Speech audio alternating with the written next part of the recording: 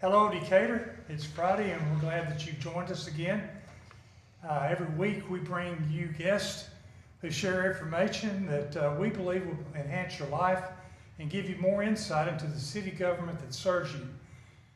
This week, we're joined by Dr. Caroline Swope, Historic Preservation Specialist for the city and creator of the new Designing Decatur activity book, which Caroline just showed me an insert that I guess it'll miss the book, but it will end up being in a PDF form where it can be printable. Yes, yeah. And we're just so grateful to have Caroline's invaluable experience on our staff here at City Hall. Worked initially as a consultant and now a full-time employee. And I believe in many ways you've already paid for yourself, and we're very thankful for that. She is well versed in assisting our residents and developers with cost-effective solutions to preserve and repair key historic structures in Decatur. In addition to her expertise in cultural resource management, Caroline also has a keen knack for outreach, leading to the creation of, as we just discussed, Designing Decatur book, the Decatur book, and which commemorates Decatur's bicentennial. So, let's kind of dive in with a few questions, and then you just share as you wish. Since the Designing Decatur has been received so well by the community, let's begin by talking about the inspiration behind it. So one of the challenges with cultural resource management is for people to understand where they live and what makes it unique and important. And it was a lot easier 100 years ago because everyone pretty much stayed put and they all grew up in the same place and they had the stories from their parents and their grandparents. But as people move more and more, they get fractured. And so they'll move into a new community and they might enjoy the architecture, but they might not know all the stories that go with it, or they might miss some key important things because they just don't go down that street. And so with Designing Decatur, and this is the finished product here, the age that they start teaching state history in our schools is 4th grade. And so there was discussion about what would work for 4th graders. Decatur has its 200th birthday coming up. That's 200 years of the built environment. So we have everything from pre-Civil War architecture to stuff from the 70s, which is now old enough for listing on the National Register. That's a lot of building history. And how do we somehow parcel a piece of that out and make it manageable for the younger kids and also their parents? And so we figured 200 years, we could probably do 20 buildings. That's not a lot of buildings, but the Historic Preservation Commission and I sat down and we had a huge list, and we tried to focus on iconic buildings like Old State Bank, also some lesser known examples like Carver's School, and even things that maybe are more contemporary and people didn't think of as being historic, which could be the wave pool or the Morgan County Courthouse, much newer buildings. And so the booklet is a mix of sort of activity pages. Well, there'll be a local building and there'll be portions of it highlighted. So this is a Tudor Revival house, but they're all over the city. So it's not just the Dodd House, and this one is on Moulton West. They're Tudor Revivals all over the city. And so once you learn this, you can drive down other streets in the city and be like, oh, it's essentially a first cousin. Does it have the same eyes? Does it have the same nose? Does it sort of have the same family trait? And then the other half of the pages The Dyer House, it's isn't that near where West Moulton and Gordon come together? Yes. Right. Yes. And then we have other pages that are coloring book pages for some iconic landmarks. Like, people might not think of a neon sign, but this is a really old neon sign. It's the famous Bob Gibson sign, and you can't think of Decatur without mentioning Bob Gibson barbecue. And so we sat down with an artist and we said, we want the pig sign. You know, that's something that we want to see in there. And so that's sort of where we started. We were able to get funding from the Decatur Redevelopment Authority for crayons. So every 4th grader, we worked with the school district, every single 4th grade class, every 4th grader got a booklet and a pack of crayons so that they could really start working on this. Now, the crayons were a gift. The funding for that was a gift because particularly with the pandemic and students going in and out of the classrooms, I didn't want to worry about a student that maybe got the booklet and went home due to a spike in COVID and didn't have the art supplies at home. to work on the booklet, and they were just going to sit there. And I thought, no, they might need to be able to take something home, and we want to make sure they all have that accessible to them right now. Okay, great. Now, while we're on signs, I know there's another special sign. The Big Bob signs used to have movement to it. It did. Yeah. I'd love to see it lit up and to see it moving again. Yeah, and then the sign ordinance kind of, I think it adjusted that years ago. But there's another sign on 6th Avenue that you shared with me that hopefully that'll prompt you enough to be able to get you. Yeah. Simpson Florist. I love that sign. So the Princess Theater, Simpson Florist, and Bob Gibson, all those signs were sort of fixed and kept up by J&M Signs. And J&M, I believe they created both Bob Gibson and Simpson originally. They did not originally do the Princess, but they have been working on the Princess since it was installed. And the Princess, has its own neon, and of course Bob Gibson has the pig. And then Simpson Florist, it's this amazing sort of green and pink floral confection. You can't miss it when you drive down the road, which is what it's designed to do. I mean, the neon signs are designed as you are in a car to catch your attention. So they have a certain amount of movement or motion, and if they're not physically moving, like the pig originally physically flashed, the sign itself will sort of visually move. So the Simpson Florist is sort of canted a little, that sign.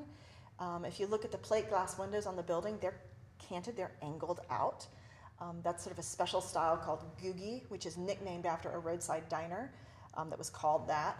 And it's both the signs and the actual architecture, they're designed to sort of look like they're in motion and to catch people's attention. So I like the older signs. My wife is a Bama grad fan, and occasionally we'll go to Tuscaloosa, and I think we get off at Cottondale and go in, and there's a hotel as we're going in that has one of the old signs that has air conditioning on the sign back. It wasn't always air conditioning in a hotel. And some have vacancy or no vacancy. I know. And then some cities have them on the skyline. So like Baltimore has the Domino Sugar sign, which is iconic. Yeah. Or some of the older cities will have like the big Coca-Cola or Pepsi signs. Right. So I believe there's a contest that you want to talk about. There is. So we have our I Heart Decatur contest this year. So council is sponsoring a contest for all elementary school age children, so children from kindergarten through 5th grade. They're breaking it into 2 categories. The younger children are K through 2, the older category is 3 through 5. And it is to select one of your favorite coloring pages out of the booklet. We also have 2 additional ones online on the city's website. We have the Princess page, which is just on our website. That was a special release for this. It's also on the Preservation's Facebook page. We posted it there. But if you really feel like there's another building that speaks more to you, it could be the church you go to with your grandparents, it could be your family's home, it could be a store down the street. There is a blank page on the city's website that you can print and fill out with draw your own building if you just feel like there's another building you really want to showcase. And council will be collecting all of these. We're going to have the physical copies displayed in store windows downtown during part of April. And council is giving awards. So for 3rd place, both for the younger and the older group, it's a family package of 6 movie tickets to the Princess Theater. For 2nd place winners, it's the package of 6 movie tickets from Princess, but it's also a family feast barbecue from Bob Gibson's. And for the 1st place winners, it's both the movie tickets, the barbecue, and a family season pass to Point Mallard. So these are pretty amazing prizes, and of course, all 3 of them are featured in the book because we have Point Mallard, Bob Gibson, and the Princess all in here. So we had to sort of showcase our businesses aligned with these historic properties as well. And the deadline for that for submission is 5 p.m. on March 12th. People can either drop them off at the library. The library has a box where you can drop them off. They can bring them to City Hall. There's a box right near the handicapped accessible entrance near the elevators that they can be dropped off at. I'm also working with the school district. There's a possibility if some schools have a lot that are going in by schools, I might drop by the schools and pick them up directly. I'm talking to the district about that now. And so that deadline is March 12th, and the winners will be announced April 5th. And also, if you want your child, all the 4th graders got copies, but you might have a 3rd grader who wants to be coloring it and they want to see the full booklet. The library has stacks of these as well. So if Okay. people want to pick one up, the library has them. Very helpful information. So on to get them off the website, our web address, cityofdecatur.al.com. That's cityofdecatur.al.com, and then they should go to the historic preservation page. No, there is on your main page, it's actually listed. So if you Okay. hit the City of Decatur's main page, The homepage. the homepage, I think on the sort of the lower left-hand side, there is an image I on see there. it right You now. see it? Okay, Yeah, yeah, good. yeah. And they can also, the Historic Preservation Commission has a Facebook page that we keep, and we put it up there periodically in links as well. Almost every other day, we're putting a link up with it. Okay, great. Good information. I've got to give props to Councilman McMaster.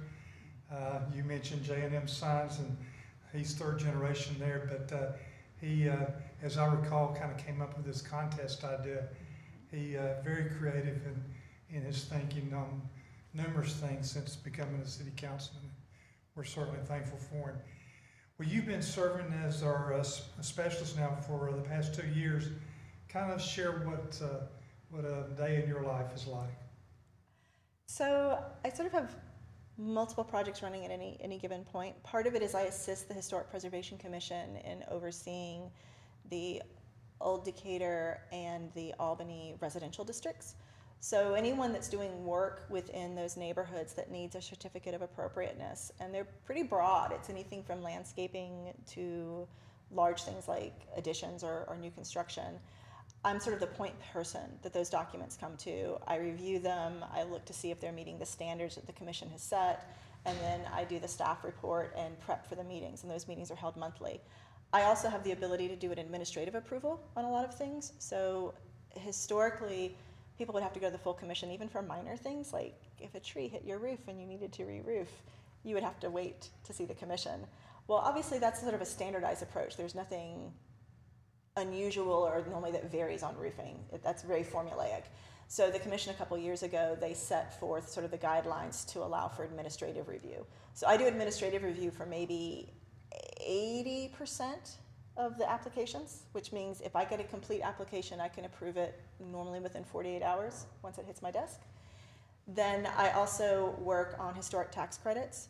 So any income producing building within the city, it does not have to be within the historic districts, although that does make the paperwork easier.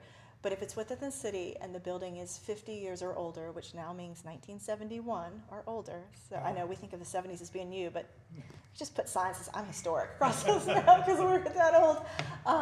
If it is 50 years or older, it is eligible to apply for historic tax credits. It does have an integrity threshold, which means the building has to have enough of those original parts to look its age.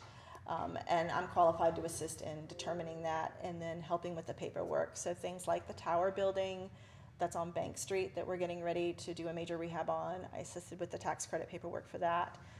It's a pretty lengthy process. Make sure we communicate this clearly, which put it in a position to sell. Yes. Okay. It did. It put it in a position to sell. I met with the developer and they were interested in that program. So then they had to determine which buildings were eligible. So I went through multiple buildings that were for sale one day with the developer and I said, okay, these are the ones that are probably the highest likelihood to be able to apply for that funding resource. When you combine the state and the federal tax credits, it's 45 cents on the dollar. That's a fair amount of money to have, and historic rehabs often cost a fair amount because you have unknowns, you have systems, you have structure. So that is designed to help maintain the integrity of the structure and bring it back into new use. So I work on those a lot. We're getting ready, we've already started the process of resurveying Bank Street, Old Decatur. It's preferred if National Register districts are resurveyed and updated every 10 to 15 years. Define resurveying. Resurveyed. So when you create a historic district, someone goes through and they look at every individual building and they say, okay, either this is what we call contributing, which means it shows its history, it has all of its integrity and its pieces, parts, or it's non-contributing, which could be it's not old enough, maybe it's a vacant lot, maybe it was remodeled an awful lot in the 80s or 90s and you just can't see that original 1900 building anymore. And someone goes through a neighborhood and it's someone that has to meet certain federal qualifications on their education and work practices so they understand the buildings to make that call. and they make a list. And you want to have at least 60% of your buildings, generally speaking, meet that threshold, because you can't have a district if you don't have the majority. You need to see the age of the neighborhood.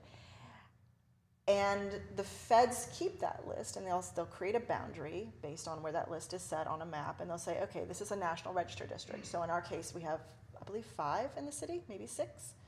And Bank Street, Old Decatur is one of them.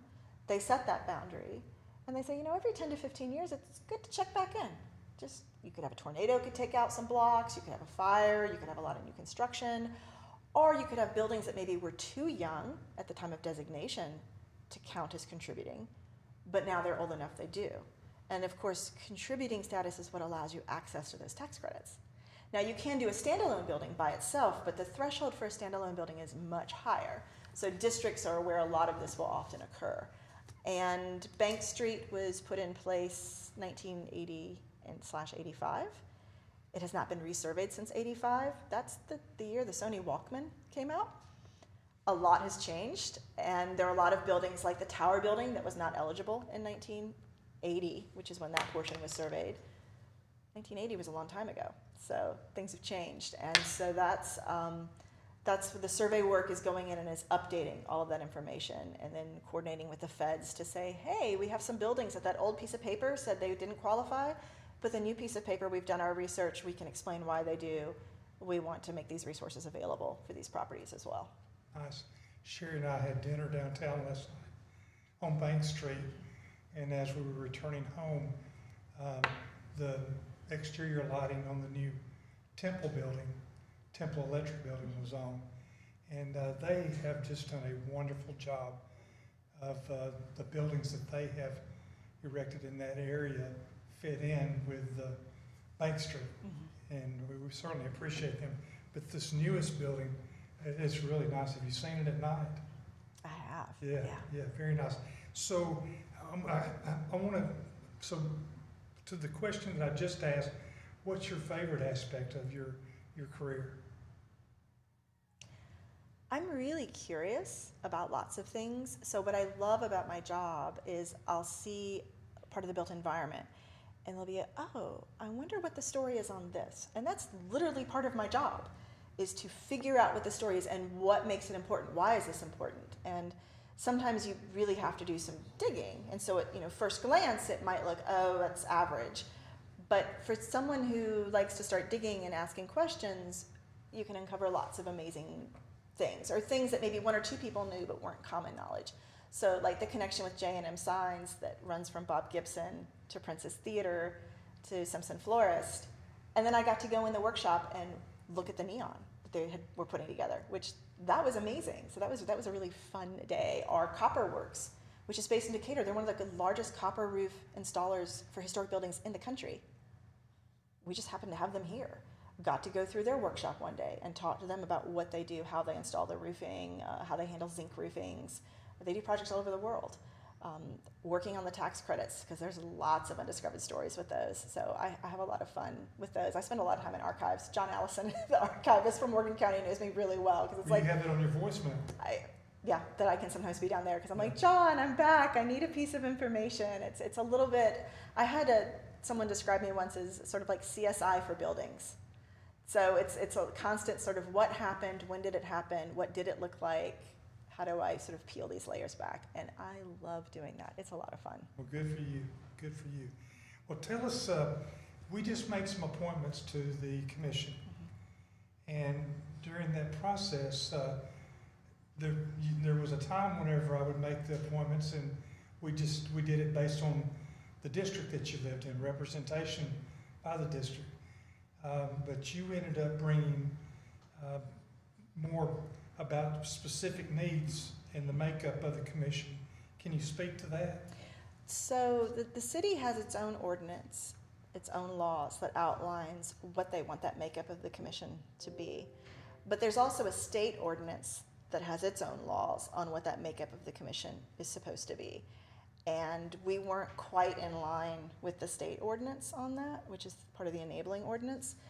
So when you have a historic preservation commission, you obviously want residents that live in those neighborhoods, but you also need professional members. So it's fairly common, you almost always have one, if not two, architect positions, and it depends on the size of the municipality and the size of the commission.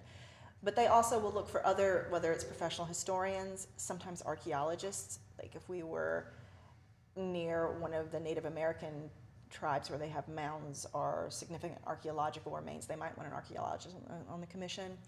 They will ask for sometimes people in the building trades, or lawyers, sometimes real estate agents. There's a mix of professionals that, in tandem with local property owners, you really want for a solid commission. And they can vary. It's sort of the standard is you always need at least one architect, and then the other ones kind of float in and out based on who is available within the community and to serve. And so that's why we were sort of looking at, are we sort of checking boxes on both sides, and how does the math work out? And so we were looking at adding some more professional, at-large sort of professional members to the commission. We got there. I think we're there. Yeah. It's good. And they've been approved. Are they ready to start? So we have, if I remember correctly, the most recent new approval will not start until April, because that seat is filled until the middle of March, and our next commission meeting is March 11th. It's next Thursday. Okay, so that's Lynn Schubert. Yes, and so Len will come in April, but that gives her March to watch the March meeting. Okay. And to get all of the notes and the agenda so that she can sit back and say, okay, this is how y'all did it. I've got questions, or I don't have questions. But the unique thing about Lynn is she's an attorney practicing law, and that's a trait that you needed on the commission. It's one that we could have. We had a choice of multiple ones, and she can fill one of those slots. And she's also a resident of Old Decatur, which is nice. So she hits She two. understands. Yeah. So, you have your academic and professional career, and it lends itself to preserving historic buildings for generations to come. What inspired you to take that path for a career? Well, so it's not one of those things that normally shows up on career day with kids. I knew I liked buildings and interiors. At that time, when I was young, I thought architects could only do new buildings. I didn't realize architects could specialize in old buildings.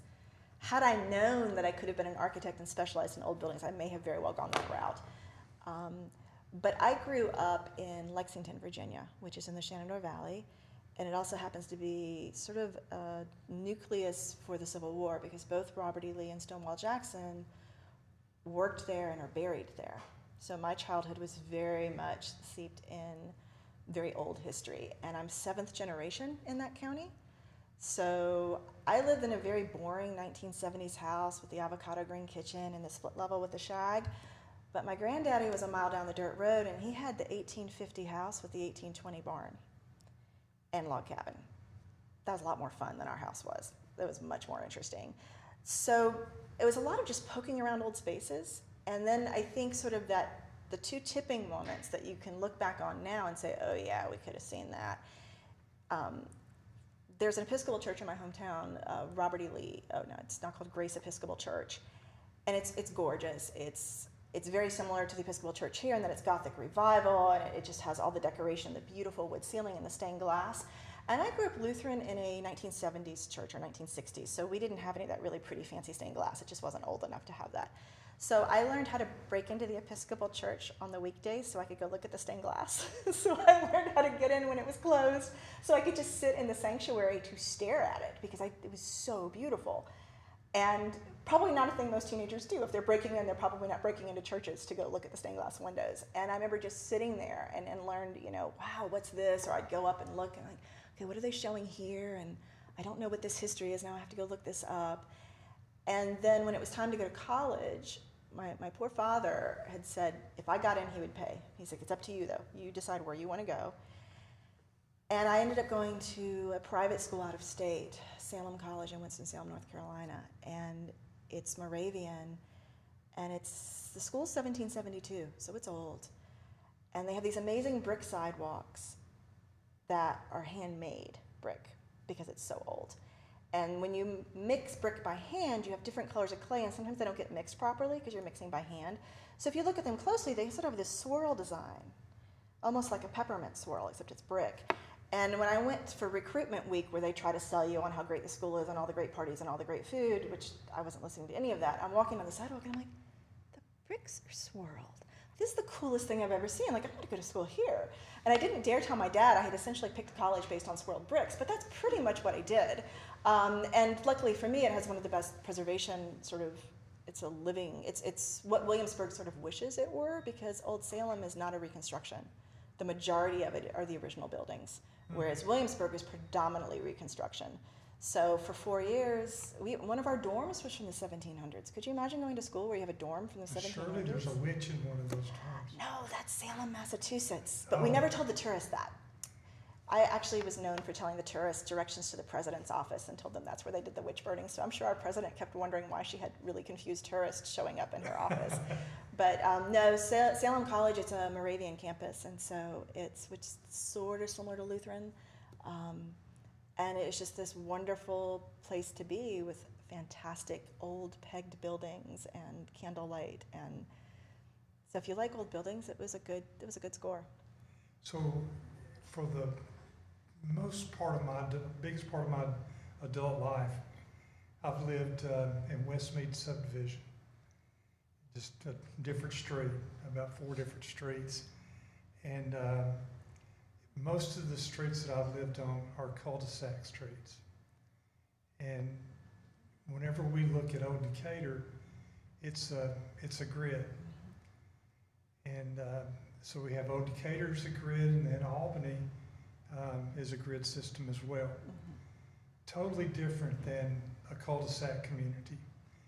And it lends itself, from what I've learned and kind of now observe as far as a community, to really getting to know your neighbors.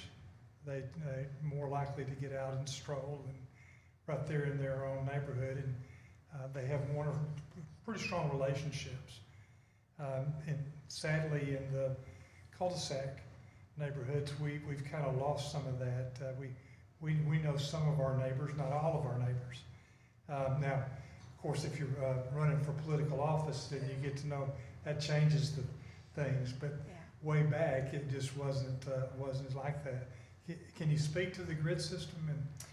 Yeah, so the grid system, the Romans are the ones that really went with it. So the Romans are these amazing engineers, and they wanted everything logical and working order. And the grid system was very much employed by the railroads in the U.S. When they did developments, they appreciated it. Developers liked it because if you pack your streets close enough, corner lots typically were worth more. You can get nice corner lots, and you have shorter blocks, you get more corner lots. You have longer blocks, you have fewer corner lots. It's a very fast, efficient, engineers love it. It doesn't always work well on rocky terrain, so you have to be careful trying to overlay a grid system on really hilly ground. If it's really hilly, it's going to be problematic, although some engineers will try. Huntsville's is hilly. Yeah, and those grids don't always work real well on a hill. You've got to sort of change with the terrain. But for land that's predominantly flatter, the grid system works well, and it works well on the township section range land measurement system that's used in large portions of the U.S. because it's plotted out, and you look at that map overlay, and it's literally like a tic-tac-toe board that goes across portions of the U.S. And you just keep breaking it down to smaller and smaller squares, and then a grid system will lay right on top of that nicely. So. Okay, thank you. Well, so occasionally I'll get a call from someone who has purchased a home in the historic district, and they're not really happy. Surprised. If you could share something that would help our viewers that might be considering purchasing a home in the historic area, what would you want to share? So when the studies have done on property values and property value increasing, local historic districts, not just the National Register, but like a local overlay, which is what we have in the Albany residential and in Old Decatur. Those are the two that we have that have local overlay. They have the highest return value of any property typically. And so then the question is, well, why is that? Well, because there is some oversight. There's additional oversight. It's a little bit like in an HOA. And people do get frustrated because they're like, I'd like to do something simple and I think it looks really nice. Well, your neighbor probably said the same thing when they want to do something that you thought was hideous. So it's sort of this challenge on, yes, you do have an additional layer of oversight, but it also means your neighbors do. So everyone, you can be more frustrated on your end, but then you rest a little easier knowing that your neighbors can't just go off and do something completely unusual and crazy. Being in those districts, if it's commercial, it really increases property values, and you also have the ability to get tax credits in both. It's a little harder to get residential tax credits, but they are available through the state. It is competitive, so they have a limited funding source, but I have helped. I've done 3 since I've been at the city. And for now, they still have the funding. It's state legislature, so you never quite know if it's going to be here next year, but it's there now. The feds, they've had theirs for decades. Theirs is not competitive. If you're income-producing property and you meet the requirements, you get it. So that's really helpful. I think what can be sometimes confusing is often people will ask their real estate agent, and their real estate agent may or may not know. And so sometimes the information they get isn't correct. We had one buyer who had a real estate agent from Madison, so they might not have been familiar with Decatur's design review. And they were told, oh, well, if there's not a plaque on it, you don't have to worry. Plat doesn't designate it. It's a zoning overlay. You look for that zoning overlay. It's not on the property title. It is a zoning overlay. And so what is the neighborhood zoned for? And it will tell you if it's in the historic district. The thing that I try to do that's helpful is we do have the administrative sort of fast track COA now where I can handle a lot of stuff quickly. I make site visits all the time. I probably spent 3 hours on a site yesterday working on a tax credit with someone. I have another one this afternoon that I'm going to be meeting up with someone. And, you have your commissioners, they are there to help. So where else can you go where you get to talk to an architect for free who will review your drawings? We have an archivist who's on the commission.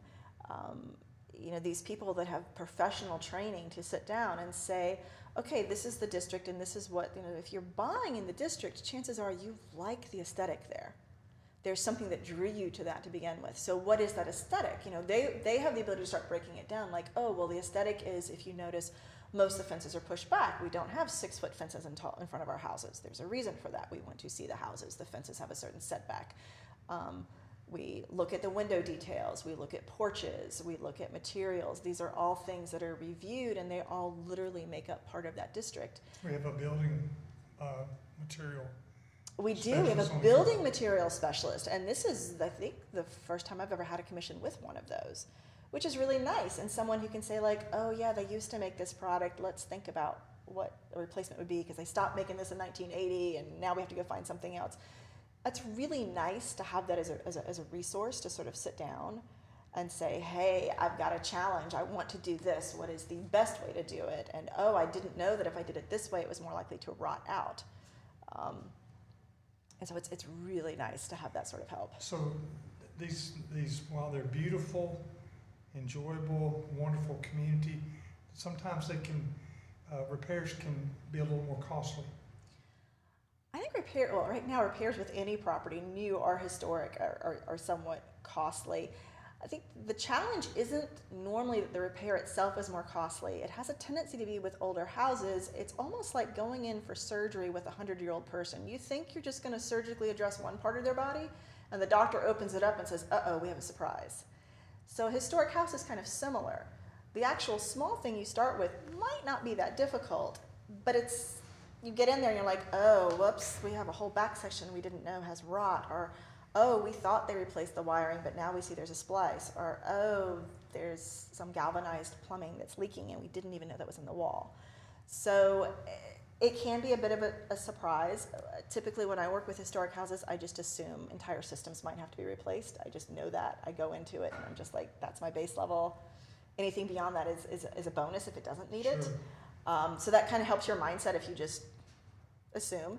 And sometimes it does take more skilled workmanship. These are not typically houses where you can get someone that has no training in the trades, and they've just shown up at age 21 and they can swing a hammer. That's probably not the best person to have on one of these. You need someone who's a professional with some experience, who knows how to work with 100, 150-year-old wood and sort of massage things back in place. But the end result is a product you can't get anymore. And so it's a little bit like inheriting your great-grandma's china. I mean, you're going to treat your great-grandma's china very differently than something you pick up at Walmart or Target or even at Belk. So it might have some fragility in some places, but it's priceless in others, and it's very unique, and it tells a story in ways that the contemporary items just can't tell. Very nice, thank you. Caroline, thank you for joining us, and we're just thrilled that you're with the city and the value that you bring to sell I could call it, there's a lot of names, the Tower Building, the MSL Building, Mutual Savings, but the building there at, I guess that's Vine and Bank, to know that you've sold that, and it will end up having residents in it soon. I think they're going to put apartments, as I understand. Looking at 20 apartments, and ground floor could be retail, could be restaurant, could be both. I'm holding out for a really great martini bar to fit with that sort of Mad Men vibe that building has. Yeah. It's a great building. That's nice. Yeah. Well, listen, thank you for joining us today. And remember that you can sign up for our newsletter by texting Decatur to 42828. That's Decatur to 42828. And our next edition comes out today. So be looking for that. Our next municipal update will be next Friday at 3 o'clock, and we hope to see you then. Take care.